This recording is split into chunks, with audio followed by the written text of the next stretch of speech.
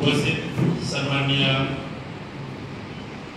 अतिथी, मी आपणा सर्वांना विनंती करतो की आपण स्काउट चळवळीचे जनक लॉर्ड बेडन पॉवेल आणि कर्मवीर अण्णांच्या प्रतिमांचं पूजन करून घ्यावं।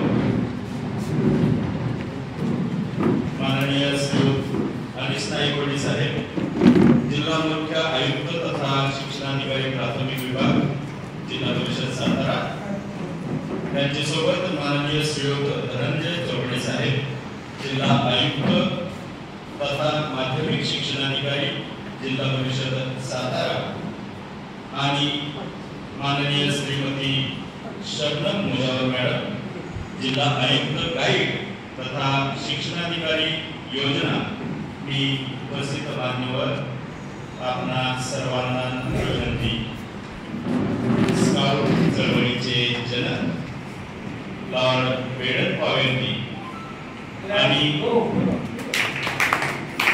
आज आपण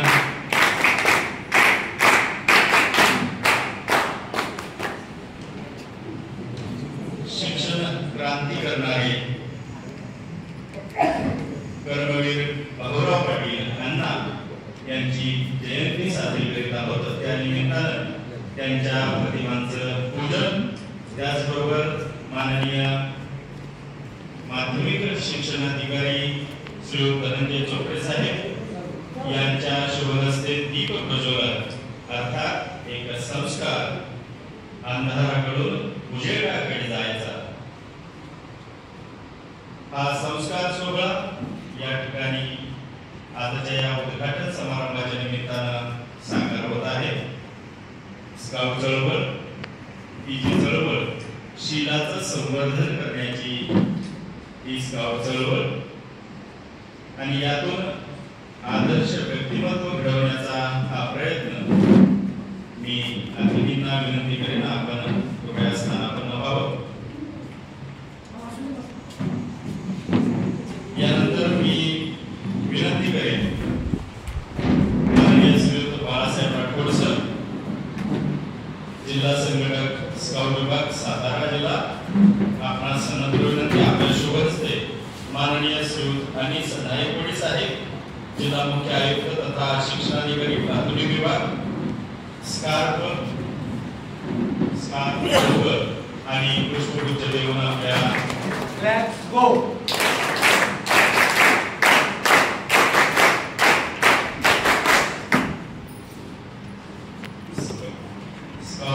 आणि गोगल परिधान करून उपस्थित अतिथींचं स्वागत। Let's go.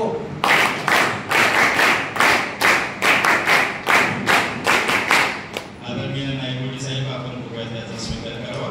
तदनंतर मी विनंती करेन श्रीमती गोळे मॅडम, आपणास आपल्या शुभ हस्ते स्काउट स्कार्फ आणि पुष्पगुच्छ देऊन आदरणीय श्रीमती शबनम मुजावर मॅडम, जिल्हा आयुक्त गाईड तथा शिक्षणाधिकारी योजना, यांचं आपण शिबिराच्या वतीने स्वागत करावं। आदरणीय मुजावर मॅडम, आपणास विनंती आपण त्याचा स्वीकार करावा।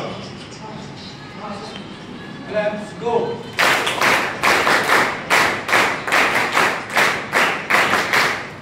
यानंतर मी विनंती करेन माननीय श्री प्रताप माने सर, शिबिर प्रमुख, आपणास आपण माननीय श्रीयुत धनंजय चौगडे साहेब, जिल्हा आयुक्त तथा माध्यमिक शिक्षणाधिकारी, जिल्हा परिषद सातारा, आपले स्कार्फ आणि गोगल घालून आपण त्यांचं स्वागत करावं तथा पुष्पगुच्छ देऊन आपल्या शिबिराच्या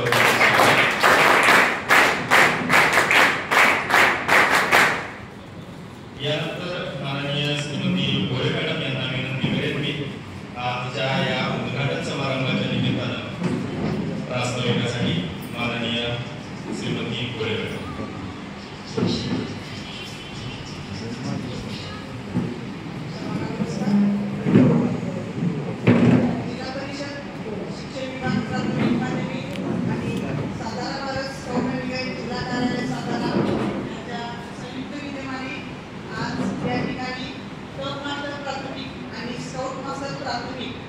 प्रशिक्षण शिबिराचे आयोजन केलेले आहे। आजपासून ते दिनांक 18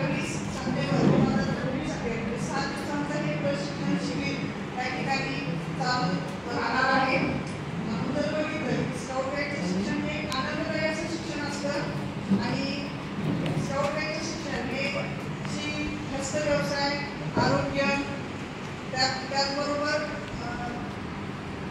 सेवा अशा या चतुसूत्रीवर आधारित स्काउट गाईडचे हे शिक्षण आहे. आणि या शिक्षणामुळे विद्यार्थ्यांचा बौद्धिक, मानसिक, सामाजिक असा एक विकास होत असतो.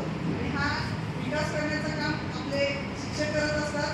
आणि त्यासाठी आपण त्यांना पहिला स्काउट आणि पिकअपचं प्रशिक्षण देत असतो. पिकअप विभाग जर पाहिला तर साधारण इयत्ता 1ली ते 5वीचे जे विद्यार्थी आहेत त्यांना आपण क असं म्हणत असतो.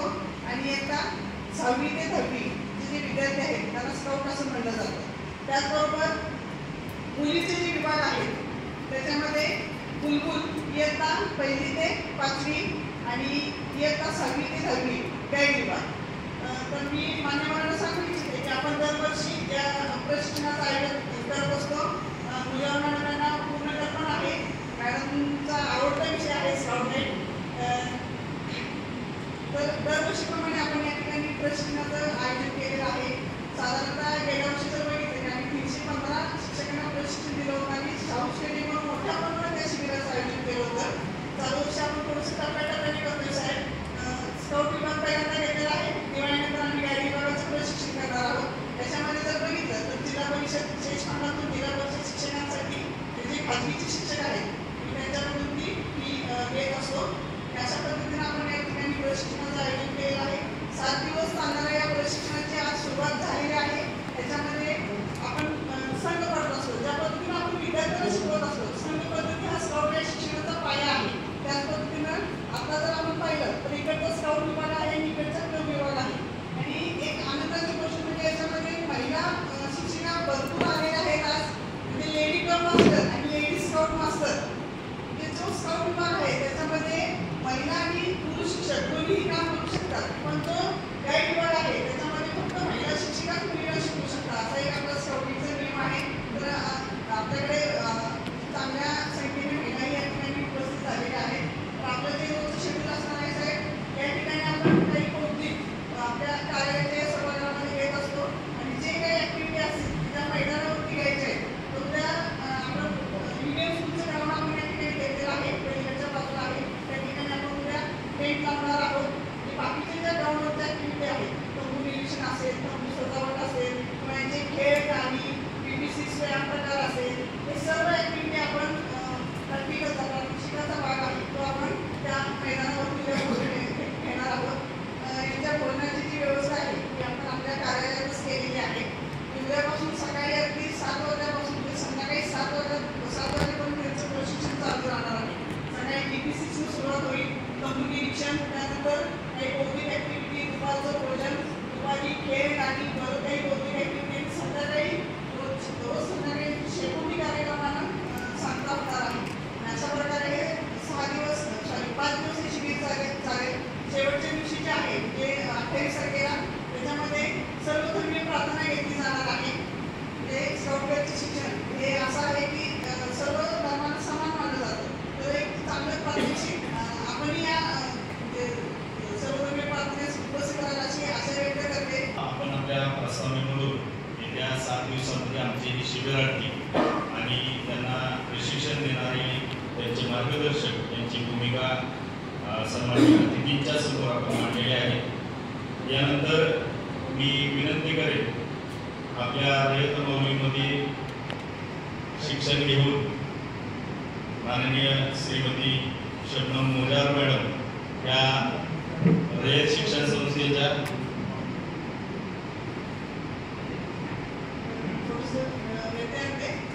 मॅडम इथं एक सांगायचं असं राहिलेलं आहे की आपले जे शिबिर प्रमुख आहेत स्काउट मास्टरचे प्राथमिक प्रशिक्षण शिबिर आहे. त्याच्यामध्ये श्री प्रताप माने सर कार्य करणार आहेत. प्रताप माने सर आनंद इंग्लिश स्कूल या ठिकाणी शिक्षक म्हणून कार्यरत होते. लीडर ट्रेनर हे स्काउटिंगमधील जे अतिउच्च प्रशिक्षण आहे ते त्यांनी पूर्ण केलेलं आहे. आणि जो क्लब विभाग आहे त्याच्यामध्ये श्री गिरीश कांबळे सर शिबिर प्रमुख कार्य करणार आहेत. गिरीश कांबळे सर आहेत हे राज्य प्रशिक्षण आयुक्त आहेत. गेल्याच वर्षी ते सेवानिवृत्त झालेले आहेत आणि आज आपल्यामध्ये ते प्रशिक्षण देण्यासाठी उपस्थित राहिलेले आहेत. त्याचबरोबर स्काउट विभागामध्ये जिल्हा प्रशिक्षण आयुक्त शिंदे सर, सुरेंद्र शिंदे सर आपण आपल्या सर्वांच्या परिचयाचे आहेतच. ते सुद्धा या ठिकाणी कार्य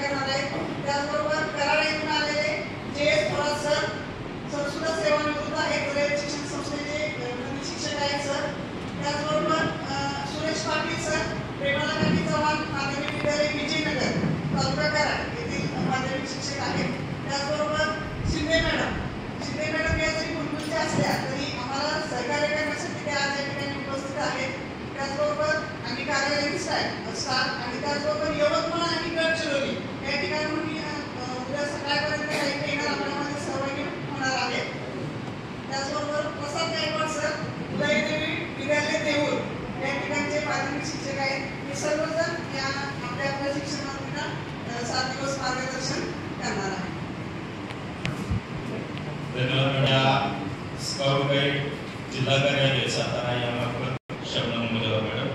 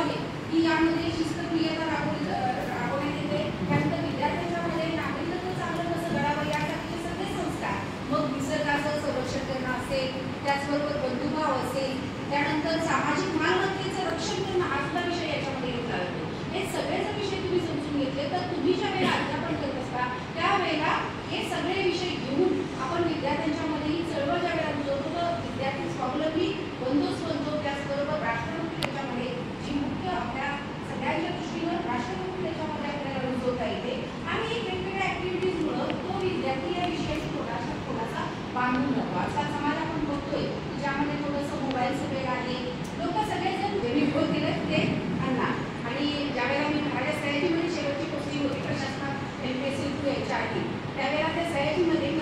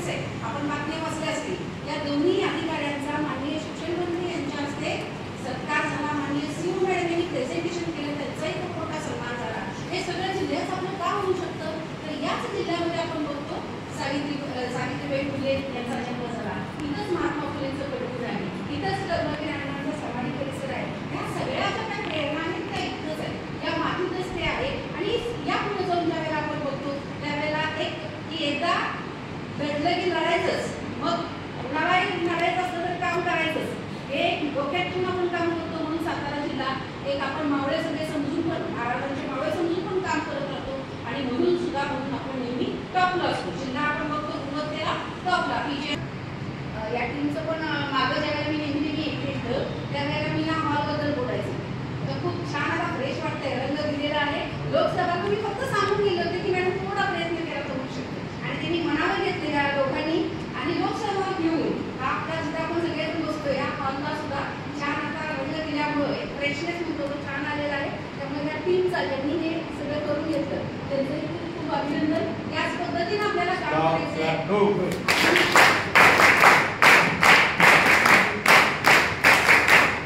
ही चळवळ मात्र आपल्याला या जिल्ह्यामध्ये आपल्याला याच पद्धतीने काम करून घ्यायचंय.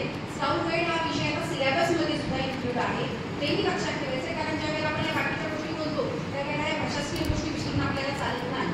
त्यामुळे या चळवळीसाठी जे तुमचं योगदान आहे ते तुम्ही 100% द्यावं. आणि ही चळवळ आता आम्ही दिलंही आहोत असा योग मला वाटतं पहिल्यांदा आला असेल. तर त्याबद्दल ज्यावेळेला प्राथमिकला बोलत जातं माध्यमिकचं काहीतरी काम असतं, माध्यमिकला बोलत जातं तेव्हा प्राथमिक योग पहिल्यांदाच आहे. त्यामुळं ही चळवळ आता जोरात चालेल याबद्दल शंका नाही. तुम्हा सर्वांना या शिबिरासाठी मनपूर्वक शुभेच्छा. तुमचे कलागुण खूप असतात, ते शेकोटीच्या कार्यक्रमात दाखवा. छान उत्तम सादरीकरण. आणि मी माझा विषय पण घेते. आमचा नवभारत साक्षरता ज्याची आता परीक्षा झाली, आमच्या जैनिका लोकांचे व्हिडिओज माझ्याकडे आले, जोरदार केले का? आता माझी या वेळेला अपेक्षा आहे, पुढची परीक्षा मार्चमध्ये आहे, यावेळेला मी माध्यमिककडे मात्र लक्ष देणार आहे की माध्यमिकच्याही शाळांनी याच पद्धतीने जोरदार काम जर केलं तर सातारा जिल्हा 100% साक्षर होणारा पहिला जिल्हा महाराष्ट्रात घोषित करायला आपल्याला अभिमान. धन्यवाद सगळ्यांना.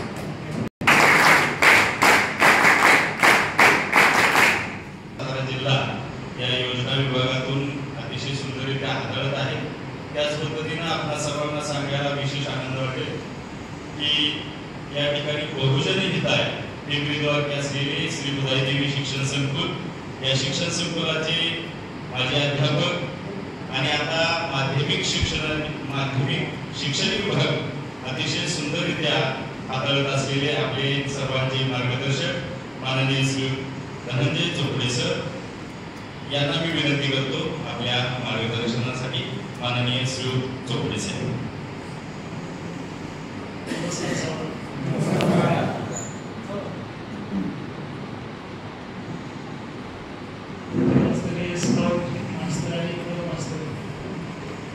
प्रशिक्षण शिबिर या प्रसंगी व्यासपीठावर उपस्थित शिक्षणाधिकारी प्राथमिक आदरणीय एस नायकोडे, त्याचबरोबर शिक्षणाधिकारी योजना शोभना मुजरकर, त्याचबरोबर सर्वांना 8 दिवसासाठी प्रशिक्षण देण्यासाठी अतिशय अनुभवी असे प्रशिक्षण काढलेले. त्याच्यामध्ये शिंदे सर आणि जोरात सर. तसं आता मॅडमने उल्लेख केला की सेवानिवृत्तीनंतर सुद्धा ते खूप चांगल्या पद्धतीने सेवा बजावले. शिंदे मॅडम, त्यानंतर या कार्यालयाच्या भोरे मॅडम, त्याचबरोबर प्रसाद गायकवाडचे सूत्रसंचालन करते आमचे जिल्हे सहकारी करायचे, त्याचबरोबर जय राठोड सर आणि लावणे सर आणि उर्वरित जिल्ह्यातून विविध शाळांमध्ये आपण सगळे प्रशिक्षण आणि वगैरे स्काउट गाईड क्लब बिलकुल यासारखे अनेक अभ्यासक्रम आपण आपापल्या शाळांमध्ये राबवतो. शासनाची धोरणं असते, अगदी कोणतेही शैक्षणिक धोरण असेल, अगदी 1905 पासून जर आपण बघितलं लॉर्ड कर्झन इथपासूनचा जर विकास बघितला, अनेक लोकांना फक्त लॉर्ड कर्झन त्याच्या प्रशासकीय कामाबद्दल माहीत असेल, पण सर्वात पहिल्यांदा आपल्या देशामध्ये शैक्षणिक कामकाजाची सुरुवात सुद्धा लॉर्ड कर्झनने केली. कदाचित हा इतिहास कोणाला माहीत नसेल. त्यानंतर मग 1919, 1909 गव्हर्नमेंट असेल, असे अनेक प्रकारचे शैक्षणिक कायदे येत गेले, अनेक सुधारणाविषयक समित्या येत गेल्या. त्या प्रत्येक समितीमध्ये तृतीय आयोग असेल, वर्धा शिक्षण पद्धती असेल, कोठारी आयोग असेल, नवीन राष्ट्रीय शैक्षणिक धोरण असेल 1986, 95चा तुमचा क्षमता निश्चित अभ्यासक्रम असेल, अशा पद्धतीनं NEP 2020 इथपर्यंत आपला शैक्षणिक प्रवास सुरू आहे. प्रस्तावना सांगायचा उद्देश एकच आहे की आपल्या अभ्यासक्रमामध्ये अनेक प्रकार प्रकारचे बदल होत गेले, अपेक्षा येत गेल्या. अनेक समित्या, अनेक आयोगाने वेगवेगळ्या प्रकारच्या शिफारशी केल्या. त्या सर्व शिफारशींचा मूळ मुद्दा एकच आहे, आमच्या समोरचा असणारा विद्यार्थी त्याचा सर्वांगीण विकास. सर्वांगीण विकास बघत असताना आपण अनेक वेळा अभ्यासक्रमापुरता मर्यादित करतो. म्हणजे तो अभ्यासक्रम, तेच पाठ्यपुस्तक, ती परीक्षा, ती लेखी असेल, मौखिक असेल, याच्या पलीकडे आपण जीवन विषय किंवा जीवन कौशल्य देणारं शिक्षण आपण पुरेशा प्रमाणात राबवू शकतो. आज सुद्धा स्काउट गाईड, बिलकुल यासाठी जे काही अभ्यासक्रम आहे याची आवश्यकता काय आहे, तर आमच्या विद्यार्थ्याला जीवनामध्ये कसं जगायचं. 12वीच्या बोर्डाच्या परीक्षेनंतरचे काही पेपर तुम्ही अवश्य चालून बघा. दुर्दैवानं आमच्या राज्यामध्ये, देशामध्ये अतिशय टोकाचं पाऊल उचलतात आणि छोटी छोटी मुलं सुसाईड करतात. आमचा रोल काय असला पाहिजे, हे आपण ज्या विद्यार्थ्यांना यश मिळतं, जे विद्यार्थी यशस्वी होतात त्यांचा आपण गौरव करत असतो, केला पण पाहिजे, ते बरोबर पण आहे. परंतु दुसऱ्या बाजूला ज्याचं यश थोडक्यात हुकलंय, एका पॉईंटमध्ये तो थोडासा खाली आलेला आहे, 1 मार्क 2 मार्क असेल, त्याच्यामध्ये त्याचा अपयश आलेला आहे, अशाही विद्यार्थ्यांना आपण सोबत घेतलं पाहिजे आणि त्यांना त्या पद्धतीने काउन्सिलिंग केलं पाहिजे, त्याचं सदुपयोग केलं पाहिजे. हे खरं शिक्षण आहे असं मला वाटतं. तो विद्यार्थी त्याच्यानंतर त्याच्या आयुष्यामध्ये पुढे जाऊ शकतो. पण ती जर आपण संधी दिली नाही किंवा त्याच्या मनामध्ये जर अशी भावना तयार झाली, ही परीक्षा, या परीक्षेमध्ये जर मला यश मिळालं नाही म्हणजे माझं आयुष्य संपलं, हे काम आपल्या सर्व शिक्षकांना करायचं. त्यामुळे माझा एकच आहे, त्या विद्यार्थ्यांना आपल्याला जीवन कौशल्य द्यायचं, कसं जगायचं, त्याच्यामध्ये काय पोटेन्शियल आहे, सोयीची जाणीव मला करून द्या. WHO ने 10 मूल्ये आपल्याला पाठ्यपुस्तकामध्ये दिली आहेत, जी कौशल्य दिलेली आहेत. पहिल्या पाठ्यपुस्तकाच्या पानावर छापलेली आहे. वर्ल्ड हेल्थ ऑर्गनायझेशन सर्वांना माहिती आहे, त्यांनी 10 जीवन कौशल्य दिलेले आहेत की ज्यांचा समावेश आपल्या अभ्यासक्रमामध्ये आहे. त्यातलं पहिलं सोयीची जाणीव आहे. अशा प्रकारे एकूण त्या समस्या निराकरण असेल, त्याच्यानंतर क्रिटिकल थिंकिंग आहे, असे अनेक आहेत, सर्जनशील विचार आहे, श्रमाला कशा पद्धतीनं प्रतिष्ठा असेल, अशी वेगवेगळी आहे. या 10 कौशल्यावर जर काम केलं तर मला असं वाटतं की स्काउट गाईडचा संपूर्ण अभ्यासक्रम त्याच्यामध्ये समाविष्ट आहे. याच्यासाठी एक छोटासा प्रयोग आहे, शेवटच्या वरती 30 मिनिट घेतलेला असते, त्याच्यातून मला जे काही सांगायचं त्याच्याकडे मांडायचं प्रयत्न. एक प्रयोग आपण असं करूया की आपण सगळे 10वी पास आहोत, बरोबर? पास आहे का 10वी? मी पण पास आहे, मला वाटतं माझ्या सुपरची बसले सगळे आपण 10वी पास आहोत. एवढ्यासाठी सांगते की आता आपल्याला 10वीच्या बॅचमध्ये जायचं, आपले बॅच आठवायचे, 2 मिनिटाचा प्रयोग करा. तुमचं वर्ष आठवलं की त्या वर्षी तुम्ही 10वी पास झालेला आहात, वर्ष आठवलं? माझं सांगतो 1994 साली 10वी.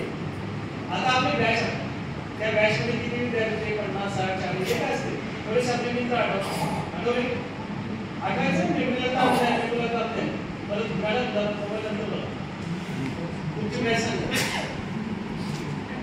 98, ठीक आहे.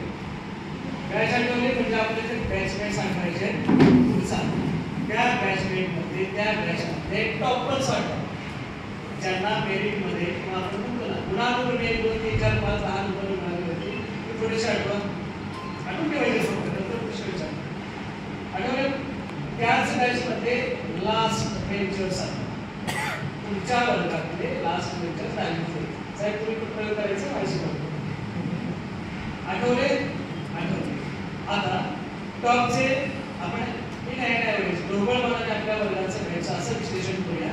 20% मुलं हे प्रत्येक बॅचमध्ये टॉपर असतात, ढोबळ मनाने 20%, लास्ट बेंचर 20%, राहिले 60% ते मध्ये राहिले. यामध्ये तुम्ही कुठे होता ते पण पहिल्या 20 मध्ये, शेवटच्या 20 मध्ये, मधल्या 60 मध्ये. फक्त आठवायचं इथपर्यंत आपण आलो. आता यानंतर याला अनेक वर्ष सर तुमची बॅच कधी होती? 74 ही 26 वर्ष